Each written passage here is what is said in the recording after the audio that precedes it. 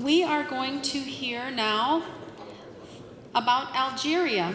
This is the first time the American Middle East Institute has had an opportunity to have dignitaries come from Algeria.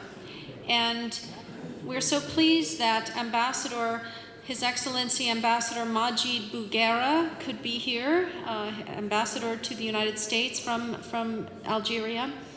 And His Excellency is going to give a presentation, followed by a presentation by Dr. Ismail Shikoun of the U.S. Algeria Business Council. And we're looking forward to hearing about Algeria. As I say, part of our theme is doing business in the Middle East and North Africa. So welcome to Pittsburgh. We're delighted you're here. And please come to the stage, Your Excellency.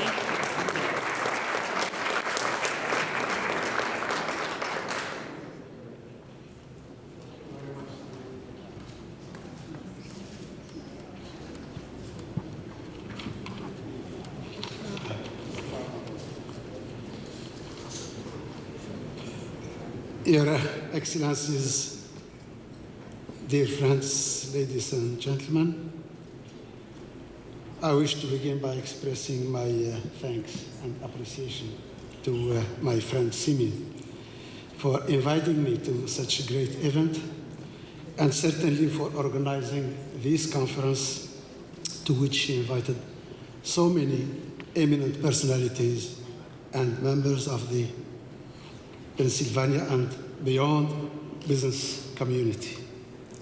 I'd like also to apologize for my Minister of Industry and Mines, who wanted to be with us today, but unfortunately he could not make it due to some national duties. I am myself delighted to be here with you today in this great city of Pittsburgh, which has undergone extraordinary transformation, whose success has made this city an example to emulate. Not even for other cities, but also for some countries like mine, who is going through the same experience. Ladies and gentlemen, before I get further in discussing doing business in Algeria, allow me to take a few minutes to give you a few facts about my country in order to help everyone understand the challenges my country faces and get an appreciation of the enormous business, investment, and partnership opportunities it offers. Algeria is the largest country in the African continent and in the Arab world. It has a surface of close to 920,000 square miles and a population of close to 40 million inhabitants, 68% of whom are under the age of 35 years. It has a GDP of $230 billion and a per capita of $6,200, a foreign reserve of close to $175 billion, a foreign debt of $3.3 billion, and a global trade volume of $122 billion, of which 60 billion are of import. Furthermore, 98% of Algerian children have free access to school. Algerians have free access to health care system. 94% of the country's households are connected to drinkable water. 87% of them are connected to the sewage system. 98% of the territory is connected to electricity. In addition to that, and this probably is the most important part of it, Algeria is the most stable country in a region which, unfortunately, is going through difficult times. Indeed, after so many years of hardship and sacrifices, followed by implementation of numerous and in-depth political, economic, and social reforms, Algeria has restored lasting peace and stability as a precondition for a true economic revival. Yes, we have learned our lessons the hard way. The sacrifices made by the Algerian people have paid off. Algeria now stands as a unique case of how to lead a successful fight against the scourge of terrorism. while at the same time undertake strong and ambitious political, economic, and social reforms. Algeria is all the same, pursuing with determination the consolidation and deepening of its democratic process with the aim of maintaining a stable and appeased society where fundamental liberties are guaranteed and protected.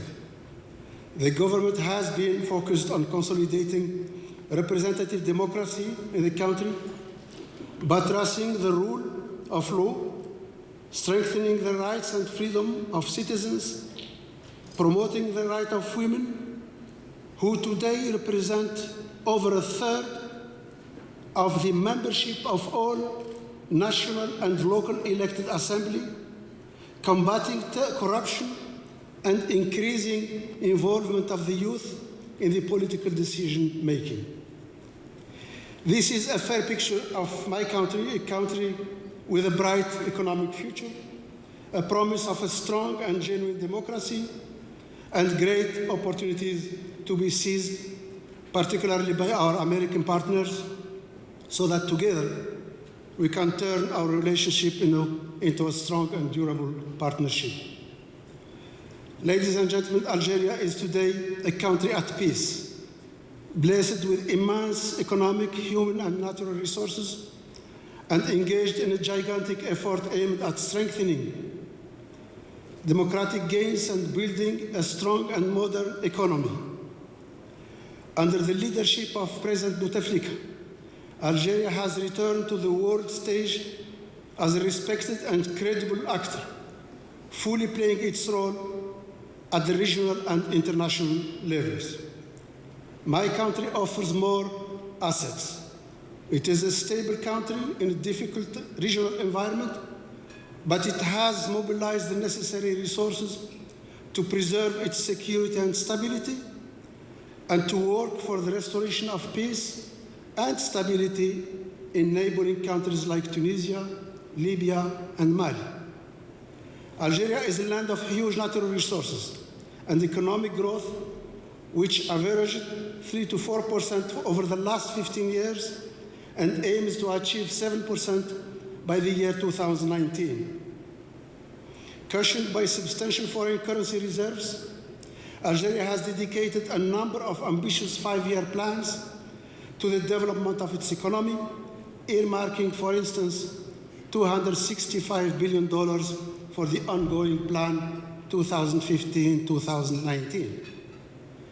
My country has also devised a new and bold legislation intended to stimulate greater domestic and foreign investment.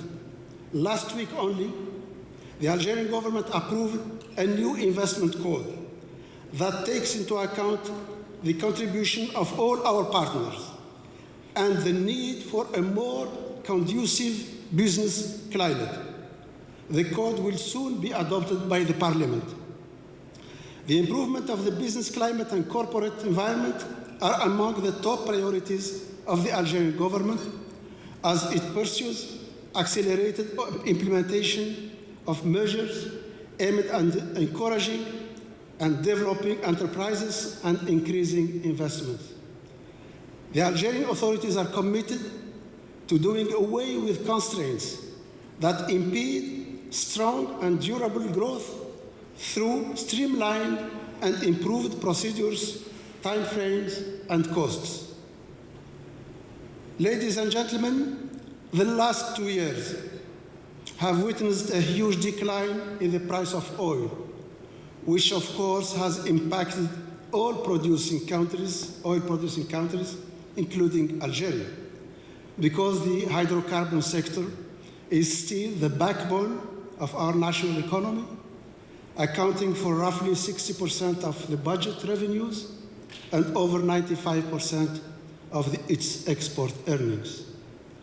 In spite of a brutal 47% decline in our revenues from hydrocarbon, Algeria has decided to continue earmarking 40% of its expenditure to public investments and more than 20% for human development and the well-being of Algerian families. At the same time, The government is also committed to pursuing its effort to support a greater rationalization of public expenditures and combating waste and all other forms of corruption.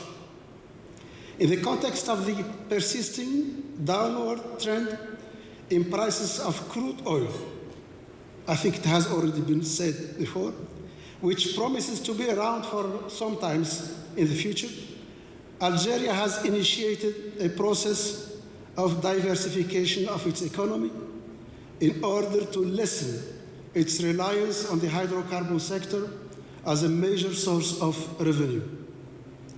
In that respect, diversification of the economy is at the heart of the actions taken by the government, which truly focus on lifting any impediment to the successful exploitation of the country's wide array of resources, some of them still untapped. I will mention some of the areas concerned in that effort.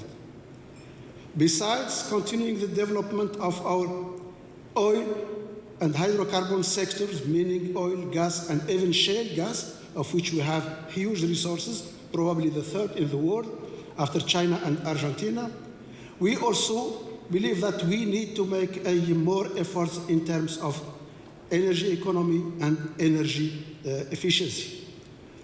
We want also to develop the huge potential of the country in terms of renewable energies. We have, thanks God, over 3,600 hours of sunshine per year, and that is a huge potential to be exploited. Pharmaceutical industry, chemical industry, Mr. Samir knows something about it, are also one of our top priority sectors. We import over $2 billion of medicine, and I think there is a need here for the government to exploit more that sector. Agriculture and agribusiness is an area where potentialities are also very huge. Algeria imports every year more than $12 billion of food products. Automotive and spare parts industry, we import an average of 500,000 to 600,000 cars a year. Transport infrastructure, mining sectors, tourism and services are also on the agenda of the government, and any partners who are interested by those sectors are more than welcome in Algeria. Let me say that our partners, and particularly the US business community, should, in my view, seize this opportunity presented by Algeria's unwavering commitment to develop the non-hydrocarbon side of its economy and diversify its national production.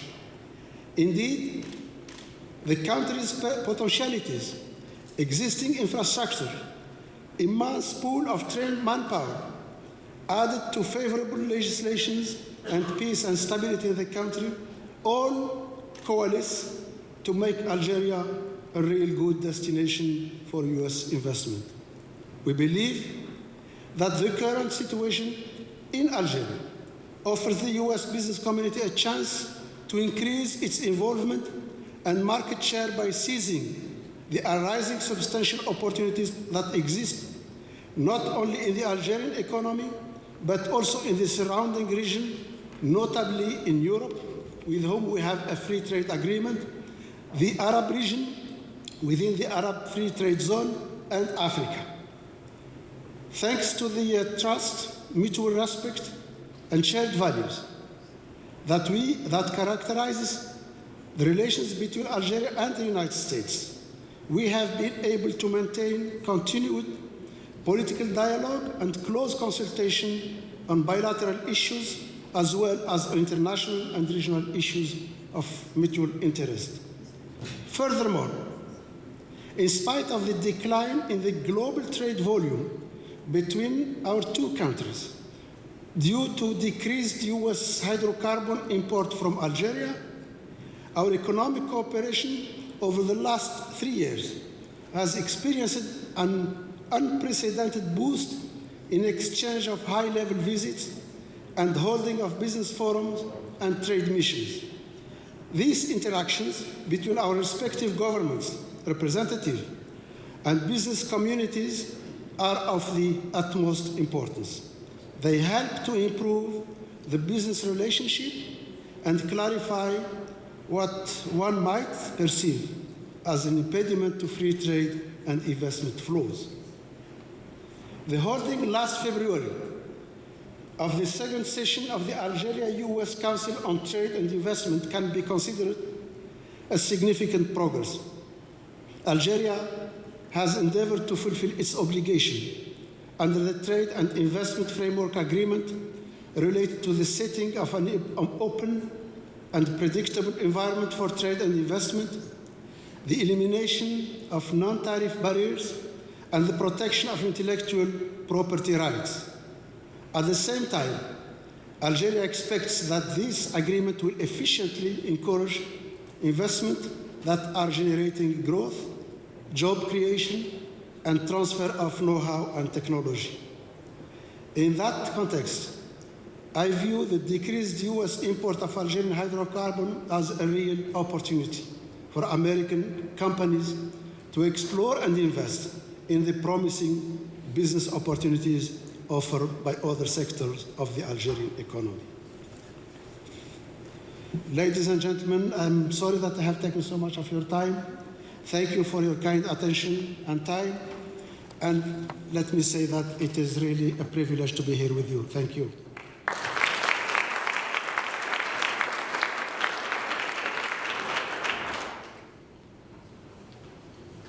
Good afternoon. Let me first thank Simin for inviting us and inviting me here to be part of this conference. And this is a very marvelous conference. And please join me to thank Simin for the good job putting together all this conference. Excellencies, esteemed guests, members of the US-Algeria Business Council, since I have two of the board members here, Mr. Samir Khalil and Mr. John Steele from Lilly, big supporters of the Council in Washington, D.C. US-Algeria Business Council is a private organization active in Washington, D.C., and I can tell you it is the most active bilateral organization in D.C.